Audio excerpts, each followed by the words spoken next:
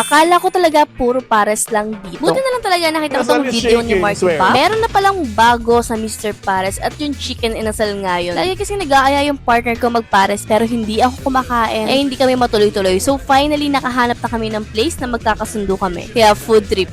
Tara? So hey guys, for today's video, dito nga pala kami sa may Mr. Pares, Quezon City, Timog Avenue. Sakto na padaan kami dito sa area, kaya tara? For today's video, itutry nga namin itong chicken inasal series nila. So they have two variants, yung pecho na 180 pesos and yung paa na 160 pesos. Only rice, may kasamang soup, pwede kang mamili kung labnaw or lapot, tapos may free soft drinks. Yun nga, parehas namin in-order to. Sa akin is yung pecho. Grabe, sobrang laki nito, mas malaki pa sa mukha ko. At sana nga hindi sila magbago, katulad ng iba dyan. So ayun na nga, yung lasa na nonoot hanggang buto.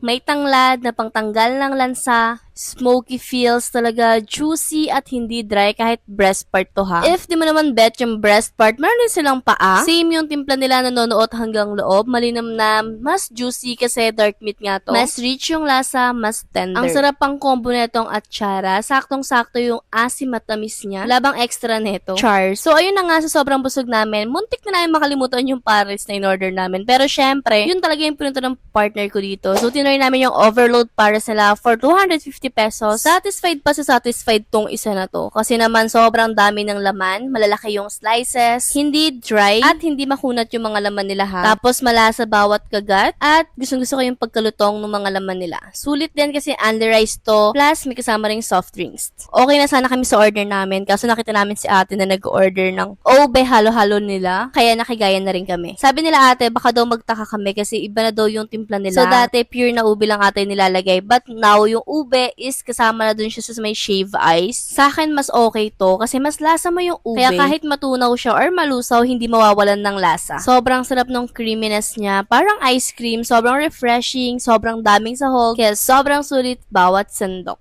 24 hours silang open kaya anytime mag-crave ka, pwedeng. So, ayun na nga, overall, sobrang sulit ng servings, talagang budget-friendly, perfect kahit magkaiba yung cravings nyo. At ngayon, alam ko nang hindi lang talaga siya for the hype at bakit siya dinadayo ng marami. Kasi literal na masarap pulang halong biro. So again, open sila 24/7. Tapos available in all Mr. Pares branches. Itong chicken inasal series nila at yung ube premium halo-halo. Kaya ano pang inaantay nyo? Tara, itry nyo na rin. Yun lang, bye!